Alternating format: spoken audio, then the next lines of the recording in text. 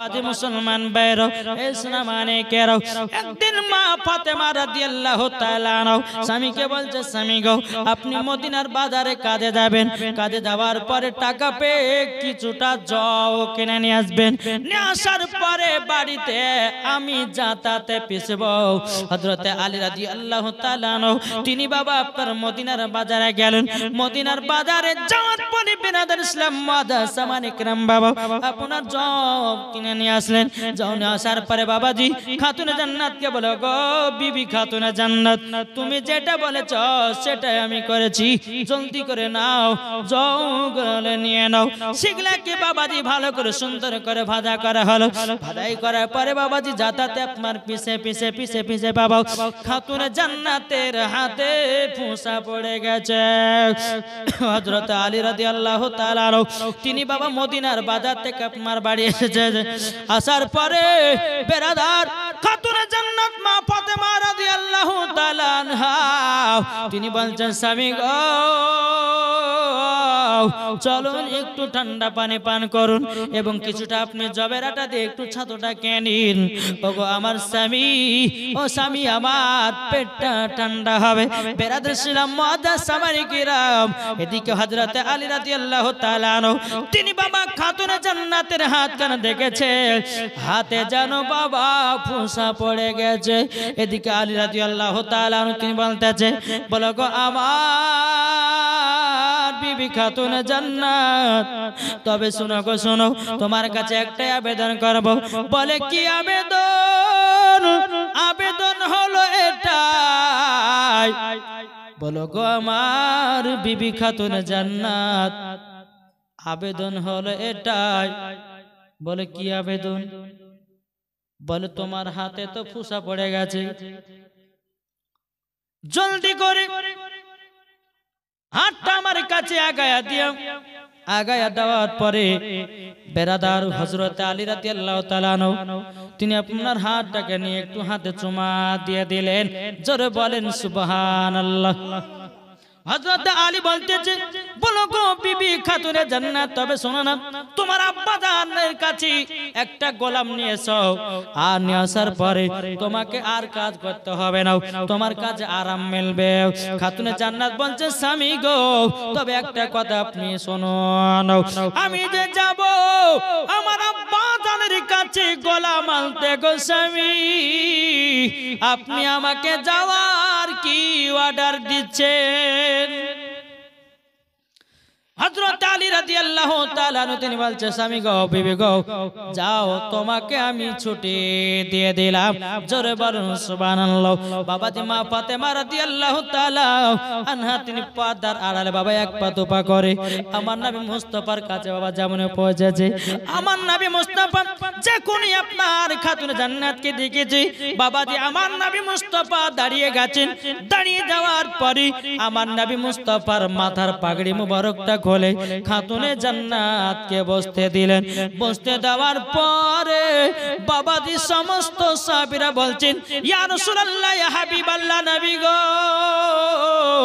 ও গো দয়াল নবীজি, আপনি খাতুনে জান্নাতকে মাথার পাগড়ি খুলে কেন আপনি বসতে দিয়েছেন? আমার নবী বলছে, গো সাহাবীরা, আমার বিটি ফাতেমা সমস্ত নারীদের সরদার, তারই জন্য আমি বসতে দিয়েছি, তারই জন্য বসতে দিয়েছি। বেরাদার ইসলাম মুআজ্জামান কিরাম যখন বাবাজি এই কথা বলার পরে খাতুনে জান্নাত মা ফাতেমা রাদিয়াল্লাহু তাআলা আনহা তিনি বলছে, আব্বা জান গো, আপনার সঙ্গে দুটো পার্সোনাল কথা ছিল। আমার নবী মুস্তাফা বলতেছে, বলো গো বিটি ফাতেমা, আমার কাছে অনেক সাহাবীরা বসে আছি, তুমি এখন বাড়ি চলে যাও। বাড়িতে যাওয়ার পরে আমি এক সময়তে তোমার সঙ্গে দেখা করে নেব। খাতুনে জান্নাত মা ফাতেমা রাদিয়াল্লাহু তাআলা তিনি বাবাজি কি করলেন? বাড়িতে চলে গেলেন। বাড়িতে চলে যাওয়ার পরে সন্ধ্যাবেলাতে আমার নবী মুস্তাফা এক পা দুপা করে খাতুনে জান্নাতের বাড়িতে গেছেন।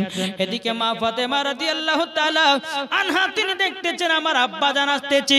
যখন বাবা আব্বা জান আসতেছে বলে দেখেছেন খাতুনে জান্নাতের শরীর মোবারক থেকে চাদর খুলে নবী মুস্তাফাকে বসতে দিয়েছে। আর এরা বলছে নবীর প্রতি ক্যাম করা যাবে না। ক্যাম মানে কি গো? ক্যাম ক্যাম মানে কি? ক্যাম ক্যাম মানে হচ্ছে দাঁড়ানো। তো খাতুনে জান্নাত নিজের আব্বাজানকে দেখে দাঁড়িয়ে গেছিলেন, আর দাঁড়ানোই মানে হলো ক্যাম। আজ ওয়াহাবি, দেবন্দি, লামাজাবি এরা বলতেছে নবীর প্রতি ক্যাম করা চলবে না। আরে বোকা, নবীর প্রতি যদি ক্যাম করা নাই চলে তাহলে পরে তুই একটু ভাব, তুই যে দাঁড়িয়ে দাঁড়িয়ে নামাজ পড়ছিস, দাঁড়ানো তো মানে ক্যাম, তো দাঁড়িয়ে দাঁড়িয়ে নামাজ পড়তে কাল থেকে বসে নামাজ পড়িস নাকি গো? কাল থেকে তাহলে বসে নামাজ পড়বি। দাঁড়ানো মানে হলো ক্যাম। আর আমরা দাঁড়িয়ে দাঁড়িয়ে বাবাজি নবীর প্রতি সালাতু সালাম পড়ি কি? ইয়া নবী সালাম আলাইকা পড়ি কি পড়ি না? না আমরা গান গাই, না আমরা ঢোল বাজনা বাজাই। আরে বোকা কাহিকার লোকেরা বলে যে নবীর প্রতি ক্যাম করে। এই বোকা, এক পৃষ্ঠা পড়ে না, দু পৃষ্ঠা পড়ালাই, আর তুই বলছিস নবীর প্রতি ক্যাম করা চলবে না মানে? বাবাজি সোনা মানিকেরা, যেই নবীর প্রতি ক্যাম করেছে হযরত আবু বকর সিদ্দিক, জোরে বলেন। যেই নবীর প্রতি ক্যাম করেছে হযরত উমর ফারুক, যেই নবীর প্রতি ক্যাম করেছে হযরত উসমান গনি, যেই নবীর প্রতি ক্যাম করেছে বেরাদার ইসলাম হযরত আলী, যেই নবীর প্রতি ক্যাম করেছে হযরত উসমান জিন্নুরাইন, জোরে বলেন। আর এই বোকারা চার পাতা বাংলা পড়ে আছে, বলছে যে নবীর প্রতি ক্যাম করা যাবে না, দুরূদ করা যাবে না, মিলাদ করা যাবে না। বাবাজি এরা হচ্ছে পাক্কা ইহুদিদের দালাল। বুঝতে পেরেছেন না? দেখেছেন বড় বড় দাড়ি আছে না? বড় বড় দাড়ি, আর যার যত বড় দাড়ি ও হচ্ছে শয়তানের বধাড়ি। দেখা যাচ্ছে সুফিগিরি, কিন্তু বাবাজি মুসলমান এরা হচ্ছে শয়তানের দল।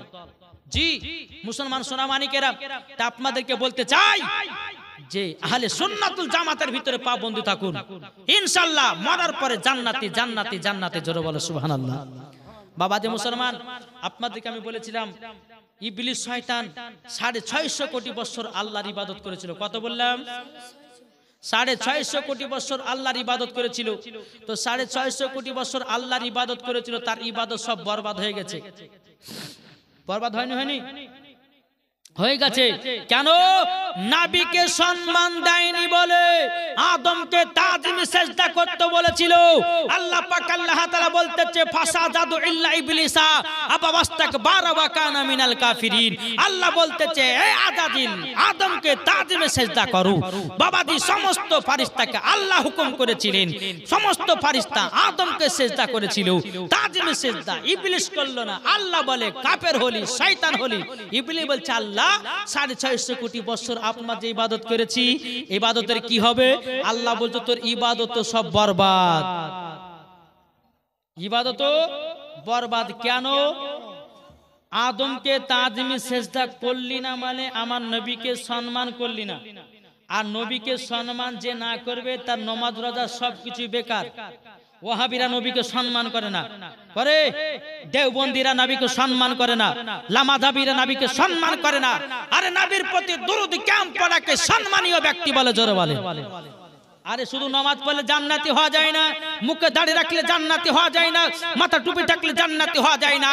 বাবাজি মুসলমান সোনা মানিকেরা, এই দেখেন বেরাদার, আপনাদেরকে বলতে চাই, এই দেখেন কিছুদিন আগে ডিসেম্বর মাসের আপনার 1 তারিখে জলসা করতে গেছিলাম আপনার গঙ্গারামপুরে। তো ওই জায়গাতে দুরূদ ক্যামলে খুব ঝামেলা শুরু। আমি ওখানে চ্যালেঞ্জ ঘোষণা করেছিলাম যে বলো শোনো, তোমরা যদি হাদিস ও কোরআন থেকে যদি ক্যাম পড়াকে, দেওবন্দির ওয়াহাবিরা বলছে ক্যাম করাকে যদি দেখাতে পারো তো তাদের জন্য বাহাসে বসবো। আমি বাবাজি চ্যালেঞ্জটাকে তার মানলাম, বলে শোনো তুমি যদি দেখাতে পারো, আমি এবার বলছি তুমি যদি দেখাতে পারো যে নবীর প্রতি দুরূদ পড়া যাবে না, ক্যাম করা চলবে না, ফাতিহা করা যাবে না, মিলাদ করা যাবে না, চল্লিশা করা যাবে না, কুল খতম করা যাবে না, যদি তুমি এগুলা বলতে পারো, যদি দেখাতে পারো, নাই তোমাকে 1 লাখ টাকা আমি পুরস্কার দেব। যদি পারো, বাপের বেটা বাপ যদি হও, চ্যালেঞ্জ গ্রহণ করো আর স্টেজের উপর আসো আর তোমার দলিল থেকে দেখাও যে নবীর প্রতি দুরূদ ক্যাম করা যাবে কি যাবে না। ওয়াহাবিটা এতগুলি কিতাব বাঁধালিয়ে স্টেজের উপর উঠে গেছে বাপ। ওয়াহাবিটা স্টেজের উপর চলে এসেছে বাবা। তো আসার পরে বাবাজি বলছে মৌলভী সাহেব আমি দেখাবো, 1 লাখ টাকা আছে তো? বলছে হ্যাঁ আছে। দেখান আপনি। তো আর কিতাবগুলা খুলে খুলে বাবাজি দেখাচ্ছে। বাবাজি মুসলমান সব কিতাব হচ্ছে আশরাফ আলী থানভীর কিতাব। কার কিতাব বললাম?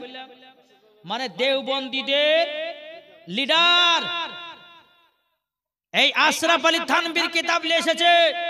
নিয়ে আসার পরে বলতেছে, বলে দেখো নবীর প্রতি দুরূদ পড়া চলবে না। এই দেখো বুখারীতে দেখা যায় সব জাল বুখারী, জাল মুসলিম শরীফ। এই ওয়াহাবী দেওবন্দীরা এরা জাল ছাড়া কিছু পড়ে না, বুঝলেন না? ওয়াহাবী দেওবন্দী এরা জাল ছাড়া কিছু, আসল হাদিস ওরা ধুড়িই পায় না কিতাবে। আরে আসল হাদিস যদি বুখারী পড়তে হয় তো মাদ্রাসা 12 বছর ধরে পড়োগা, তারপর তুমি আসল বুখারী ধরে পাবা। আলিফের মানে যদি ধরা যায় আর আব্বার ক্ষমতা হবে না, আর পেটে যদি লাথি মারা যায় ওই ভাইয়ের মানে বলতে পারবে না। আবার মৌলবীদের সঙ্গে বাবা চ্যালেঞ্জ ঘোষণা করে। আসুন বিরাদর ইসলাম মুআজ্জাজ সামানিক রাম, হাদিস শরীফের মধ্যে এটা আছে যে কোন বাদ মাযহাব যদি মারা যায় তার জানাজাও পড়া চলবে না, বুঝেছেন না? কোন বাদ মাযহাব যদি মারা যায় বাবাতে মুসলমান তার সঙ্গে মুসাফা করা, সালাম করা একবার সুন্নিদের কঠোর কি যে না জায়েজ হারাম। এটা বুখারী শরীফের হাদিস, তিরমিজি শরীফের হাদিস। কি লেখা আছে? বাদ মাযহাব কাদেরকে বলে জানা আছে কিছু? এটা বুঝেন বাপ, বুঝেন। জীবনী বলবো আপনাদেরকে, মা খালা চিন্তা করবেন না, জীবনী বলবো। একটু আমাদের ঈমান আকীদাকে তাজা করতে হবে। হ্যাঁ, তো ওয়াহাবী দেওবন্দীরা বাবাজি মুসলমান এরা বাবাজি সঠিক হাদিস পড়ে না, আর বাবাজি এরা ধুড়েও পায় না। ওই আশরাফ আলী থানভীর কিতাব পড়ে আর বিরাদর ইসলাম মুআজ্জাজ সামানিক রাম ওরা জাল হাদিস আর জাল কিতাবকে তুলে নিয়েছে মানুষের সামনে পেশ করে বাবাজি। তাই বিরাদর ইসলাম আসল জান্নাতি দল হচ্ছে সুন্নি মুসলমান। সুন্নি মুসলমান, এই সুন্নি মুসলমানের দলে তোমরা যোগ করো, মরার পরে জান্নাতি হবে। জোরে বলে সুবহানাল্লাহ। বাবাজি মুসলমান, যাই হোক, আল্লাহ পাক আল্লাহ তাআলা আমাদের সকলকে নবী মুস্তাফার আশিক, নবী মুস্তাফার প্রেমিক যেন বানিয়ে নেয়। জোরে বলুন আল্লাহুম্মা আমিন। বিরাদর ইসলাম, ওই যে একটা ইউটিউবের মধ্যে ভাইরাল বক্তা হয়েছে বাবাজি, তার নামকরণ করছি না, মানে নাম করলে মনে উজু ভেঙে যাবে, বুঝতে পারলেন না? নাম করলে তার উজু ভেঙে যাবে। কেন? যে এই ব্যক্তি বলেছে যে রোজার মাসে বলছে রোজার 3 মিনিট, মানে আজানের 3 মিনিট আগে যদি কেউ ইফতার করে সে নাকি 100 নেকি পাবে, আর আজানের সময়তে কেউ যদি ইফতার করে তো সে নাকি 10 নেকি পাবে। জুতার বাড়ি পিটার দরকার আছে না নাই? যে আজানের 3 মিনিট পরে যদি আপনার ইফতার করে ওর রোজা হবে? ওর কথা শুনে তো সারা দিন শোকা থাকাই হলো। হ্যাঁ, তো বাবাজি মুসলমান, তারপরে এই বক্তা বলেছে যে মহিলাদের মেন্সের অবস্থাতে কোরআন শরীফ পড়া চলবে। বলছে এই বক্তা বলেছে মহিলাদের মেন্সের অবস্থাতে কোরআন শরীফ ধরে পড়তে পারবে। তারপরে বলেছে কালো কাকের গোশত খাওয়া যায়, কেঁচা খাওয়া যায়, ঝিনুক খাওয়া যায়, ওকে ধরে নিয়ে এসে কেঁচা খাওয়াইতে হবে নাকি বলছেন? হ্যাঁ, বাবাজি মুসলমান সোনা মানিকের এই বক্তার ওয়াজ শুনবেন না, আর এই বক্তার ওয়াজ শুনবে যে মরার পরে জাহান্নামে যাবে সে। তাই মা জননী, ওয়াজ যদি শুনতে হয় সুন্নি আলেমদের ওয়াজ শুনো, ঈমান আকীদার ওয়াজ শুনো, মরার পরে তুমি জান্নাতি হবে। জোরে বলেন। এখন দেখা যাচ্ছে বাবাজি, আমি যে লালবাগে থাকি না, তো লালবাগে বাবাজি ওখানে শব্দ শিয়া দল, বুঝলেন? শিয়া, শিয়া মানে কি জানেন? ওই শিয়ারা মুহররম পালন করে, বুক কাটে, হ্যাঁ, তারপর জারি গাহাই, তারপর আগুনের উপর দিয়ে হাঁটে। এটা আমাদের সুন্নিদের ভিতরে নয়, ওটা শিয়ার ভিতরে। হ্যাঁ, আমি যখন ছোট অবস্থা ছিলাম তো আমাদের বাবাজি ছোট অবস্থা আমি দেখেছি, আমার বাপ চাচারা ওই অনেকজন বাবা জারি গাহাই তো আর ব্লেড দিয়ে বুক কাটতো। আমি তখন যদি জানি তখন ঝাঁটা বাড়ি পিটতাম আমি। জি, এটা সুন্নিদের ভিতরে বুক কাটাকাটি চলে না, এটা শিয়ারা করে। আর সুন্নিরা মুহররম মাসে 2টা নফল রোজা করে, কোরআন তেলাওয়াত করে, খিচুড়ি রান্না করে, আপনার কিনা ফাতিহা মিলাদ করে, জালসা করে। এটাই হচ্ছে মুহররম মাসে, মুহররম মাসে বুক কাটা, মুহররম মাসে আপনার কিনা আগুনের উপর দিয়ে হাঁটা, মুহররম মাসে আপনার যাবতীয় কষ্ট কাজ করা, এলা চলবে না। মুহররম মাসে করবে কি? নফল রোজা করো। মুহররম মাসে করবে কি? তুমি খিচুড়ি রান্না করো। মুহররম মাসে করবে কি? কোরআন তেলাওয়াত করো। মুহররম মাসে কি করবে? ভালো কাজগুলো করবে। বুক কাটা, পিঠ কাটা, হাত কাটা, পা কাটা, এগুলা ইহুদি খ্রিস্টানেরা করেছিল। বিরাদর ইসলাম মুআজ্জাজ সামানিক রাম, এই যদি মুসলমানেরা করেছিল, ইমাম হোসেনের গর্দানকে কেটে বাবাজি বল্লমের আগলে রেখে দিয়েছিল। ইমাম হোসেনের গর্দানকে রেখে দিয়েছিল, মাথা মুবারকটা রেখে দিয়ে তারা ঢোল বাজনা বাজিয়েছিল, লাঠি খেলা খেলেছিল, বুক কেটেছিল আনন্দতে। তাই বিরাদর ইসলাম মুআজ্জাজ সামানিক রাম, এটা বাবাজি সুন্নিদের ভিতরে নয়, এগুলা করে শিয়ারা। সুন্নিরা কখনো এসব জিনিস মানে না, মানে না, মানে না, মানে না। তো বাবাজি মুসলমান, যাই হোক, একবার দুরূদ শরীফ পড়ুন। আল্লাহুম্মা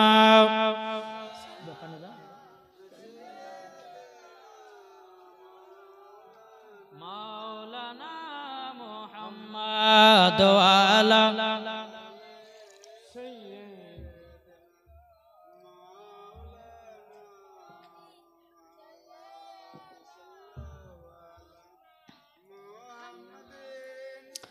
সাল্লু আলা মুহাম্মদ ওয়ালা আলে সাইয়্যিদিনা মাওলানা মুহাম্মদ সাল্লাল্লাহু তাআলা আলাইহি সাল্লাম। তো বাবা যে মুসলমান, ওই যে আমি বলছিলাম না যে আপনার গঙ্গারামপুরে, জি গঙ্গারামপুরে ওখানে বাবা যে চ্যালেঞ্জ ঘোষণা হয়ে গেল, বলছে ওই আপনার কমিটির লোকেরা বলছে যে মৌলভী সাহেব আজকে মুনাজারা করা হবে না, মুনাজারা ডেট করতে হবে, সারাইতে মুনাজারা করতে হবে, কি কি বিষয় নিয়ে মুনাজারা হবে ওটাও লেখালেখি করতে হবে, থানা পুলিশে আপনার থানাতে জানাতে হবে, পারমিশন নিতে হবে, তারপরে মুনাজারা ডেট হবে। তো ওই ওয়াহাবি মৌলভীটা বলছে 1 লাখ টাকা দিবেন, তো আর টাকার দিকে লোভ বিশাল, বুঝলেন না, ও টাকার দিকে লোক। আমি হ্যাঁ 1 লাখ টাকা দেব, আর তুমি যদি হারো তোমাকেও 1 লাখ টাকা দিতে হবে, আর তুমি যদি হেরে যাও তো আমাদের সুন্নি গ্রহণ করতে হবে। আমি বললাম আমি যদি হেরে যাই তো আমি ওহাবিতে যাব, ডাইরেক্ট বলেছি। তো বাবাজি মুসলমান ডেট করা হলো ডিসেম্বর মাসের 31 তারিখে। হ্যাঁ, তারপর আমাদের বাঙালির সমস্ত মুফতিগণকে আমি ফোন করলাম, মুনাজিরা আহলে সুন্নাত মুফতি মাওলানা মোহাম্মদ জুবাইর হোসেন সাহেবকে, তারপরে বাবাজি এখন ভাইরাল বক্তা বেরাদ ইসলাম আমার হুজুর মুফতি জুবাইর হোসেন সাহেব, তারপরে বাবাজি আরেকজন ভাইরাল বক্তা মুনাজিরা আহলে সুন্নাত মুফতি মাওলানা মোহাম্মদ জাহাঙ্গীর আলম রিজভী সাহেব, তারপরে বেরাদ ইসলাম মালদাহাতে বেরাদ ইসলাম মুফতি মাওলানা মোহাম্মদ আমজাদ হোসেন সিমদানি সাহেব, তারপর আবুল কালাম আজাদ সাহেব, এই সব বক্তাদের সবকে ফোন করলাম যে একটা মুনাজারা ডেট করতে হবে, যত খরচা হবে আমি টাকা দিব, বুঝলেন না, আমি টাকা দিব। তো ঠিক আছে চলো। তো বেরাসলাম ওয়াহাবি টাকা ফোন করছে, তো ওয়াহাবি আর ফোন তুলে না, ওয়াহাবি ফোন তুলছে না। আপনি চ্যালেঞ্জ ঘোষণা করেছেন ডিসেম্বর মাসের 31 তারিখে আমরা যাব, আর যদি না থাকো তাহলে বুঝতে পারবো যে তোমার ভাড়ে তেল আছে না নাই। তো বাবাজি মুসলমান ডিসেম্বর মাসের 29 আপনার 28 তারিখে, ডিসেম্বর মাসের 28 তারিখে ফোন করে বলছে মৌলভী সাহেব মুনাজারা হবে না। বলে কেন? বলছে যে আমার বিটির অসুস্থ হয়েছে, হসপিটাল ভর্তি করেছে। এখন ওই গ্রামের একজন বাবা যে আমার মসজিদে এখন যাকে বাবা নাইবে ইমাম রাখাছে নুরজামান বলে একজন মৌলানা, তাকে আমি বললাম যে এই তোমার বাড়ির ওখানে এলাকাতে খোঁজ লাগাও যে তার বিটির কিছু হয়েছে, মানে কিছু হয়নি, ঘুরে বেড়ে চামদা। এখন ভয় জ্বালাতে বাবাজি বলছে মুনাজারা করবেন। আমরা জানি সুন্নিরা সবসময় মুনাজারা করতে রাজি আছে, কিন্তু ওয়াহাবি দেববন্ধুরা জীবনে কোনদিন আসেনি, আর কিয়ামত পর্যন্ত আসতে পারবে না। আসবে কি করে? এরা তো সব জাল হাদিস পড়ে। তো বাবাজি মুসলমান যাই হোক, আল্লাহ পাক আল্লাহ তাআলা আমাদের সকলকে সুন্নিয়াতের কাম করা তৌফিক দান করে। জোরে বলো আল্লাহুম্মা আমিন, আল্লাহুম্মা আমিন। একবার দুরূদ শরীফ পড়ুন, আল্লাহুম্মা মাওলানা মুহাম্মদ ওয়ালা সাইয়্যিদিনা মাওলানা মুহাম্মদ সাল্লাল্লাহু তাআলা আলাইহি সাল্লাম। বেরাদার ইসলাম মুআদ্দান সামানি কিরাম, চলুন বেরাদার আগে যাই। বেরাদার ইসলাম মুআদ্দান সামানি কিরাম, এদিকে বেরাদার খাতুনে জান্নাত মা ফাতেমা রাদিয়াল্লাহু তাআলা আনহা বেরাদার ইসলাম আল্লাহর কাছে দোয়া করতে চাল লাগো। আমার আব্বা জান তো আমার কাছে এসেছে, আমার আব্বা জানকে কি বলবো? আমার নবী বলছে বেটি ফাতেমা তবে শুনো গো, ও গো বেটি ফাতেমা তুমি আমার কাছে গেছিলে কেন মা বলো না? খাতুনে জান্নাত বলছে আব্বা গো আমার হাতের তাইলার দিকে তাকানো। যখন বাবা হাতের তালাটা মা ফাতেমা নবী মুস্তাফাকে দেখিয়েছেন, বাবা হাতে যেন বাবা মোটা মোটা ভুসা পড়ে গেছে। আমার নবী বলছে বলে বেটি ফাতেমা গো, বলে বেটি ফাতেমা তোমার জাতা ঘুরাইয়া ঘুরে হাতে ভুসা পড়ে গেছে। আমার খাতুনে জান্নাত বলছে আব্বা গো, ও গো আব্বা জান আপনার কাছে একটা আবেদন করব। ও গো আব্বা জান, ও গো আব্বা জান আপনি আমাকে একটা গোলাম দেন। জোরে বলেন সুবহানাল্লাহ। আমার নবী বলতেছে বেটি ফাতেমা গোলাম নিয়ে কি হবে মা বলো না। এদিকে বেরাদুল ইসলাম মুআদ্দাস সামানিকরাও খাতুনে জান্নাত বলছে আব্বা গো যদি আপনি একটা গোলাম দেন, ও আব্বা জান আপনি যদি একটা গোলাম দেন আমার কাজে আরাম মিলবে, আমার কাজে আরাম মিলবে। যখন বাবাজি কথা বলার পরে আমার নবী মুস্তাফা বলছে বেটি ফাতেমা, ও বেটি ফাতেমা তবে শুনো গো শোনো, তোমার কাছে একটাই আবেদন করব। বলে কি বিটি গো গোলাম দেওয়া হবে না। ও গো বিটি এখন তোমাকে যদি গোলাম দিয়ে দে প্রত্যেকটা বাপে এদেরকে একবারে জামাইকে গোলাম দেওয়া জরুরি হয়ে যাবে। বেটি গো তোমাকে গোলাম দেওয়া হবে না, তবে বেটি আমি তোমাকে একটা তসবিহ বলবো, সেই তসবিহটার নাম হলো ফাতেমায়ে তাসবিহ। ওই তসবিহটা যদি সব সময় তুমি পড়তে পারো, আমল যদি করতে পারো, আল্লাহ পাক আল্লাহ তাআলার ফেরেশতারাও জানো তোমার কাজে সহযোগিতা করবে। বাবাজি মুসলমান ভাইরাও এদিকে আমার খাতুনে জান্নাত বলছে আব্বা জান, ওগো আব্বা জান, আব্বা জান আপনার কাছে একটা আবেদন করব গো আব্বা জানো, তাইলে আমাকে তসবিহটা একটু বলায়া দিন। ও মা খালা গো আপনাদেরকে বলতে যা 5 ওয়াক্ত নামাজের ভিতরে এই ফাতেমায়ে তাসবিহটা আপনারা আমল করবেন। মা আল্লাহ বলছে যে মহিলারা 5 ওয়াক্ত নামাজের ভিতরে এই ফাতেমায়ে তাসবিহ আমল করবে আল্লাহ কারেন্টের মতো দোয়া কবুল করে নেবে। জোরে বলেন সুবহানাল্লাহ। বাবাজি মুসলমান ভাইরাও আর যদি কাজ না করে গো মা তাইলে কোনো ভুল আছে তোমার, কি গো ঠিক না? তোমার ভুল আছে, নিশ্চয় তুমি হয়তো চুরি করে খেয়েছো, নিশ্চয় হয়তো তুমি চুরি চামারি করে খেয়েছো, তারই জন্য হয়তো তোমার কাজ হচ্ছে না। আল্লাহর ইবাদত করলে বাবা সব কবুল হয়ে যায়। আল্লাহ পাক আল্লাহ তাআলা বলছেন ওগো আমার বান্দিরা তোমরা শুনে রেখে দাও, শুনে রেখে দাও এই ফাতেমায়ে তাসবিহ তোমরা যদি 5 ওয়াক্ত নামাজের ভিতরে আমল করতে পারো, আল্লাহ বলে যদি সঠিক বান্দি হয় নিশ্চয় তার কবুল হবে। কি গো ঠিক না? রাতে করো মুরগি চুরি আর দিনে করো আমল, গিরে কাজ হবে না, ঠিক না? কি গো ঠিক হবে না? দিনে করছে মুরগি, এদিকে বাবা যে রাত্রেবেলা সিরিয়াল দেখে পালা লাগিয়ে দিয়েছে, হ্যাঁ আর 12টার সময় দেখছে যে ফাতেমা তাসবিহ আমল করতে কাজ দেবে। দিনের বেলা তুমি করতেছো কার বিয়ের খেসারি চুরি, কার বিয়ে করতেছ বড় চুরি, কার বাবা যে বাগান থেকে আম চুরি করতেছ, আর এদিকে আল্লাহ আল্লাহ করে জিকির করো। আল্লাহ বলে অতি আল্লাহ পাওয়া যাবে না, পাওয়া যাবে। আসুন খাতুনে জান্নাতের মতো নারী হন গো মা।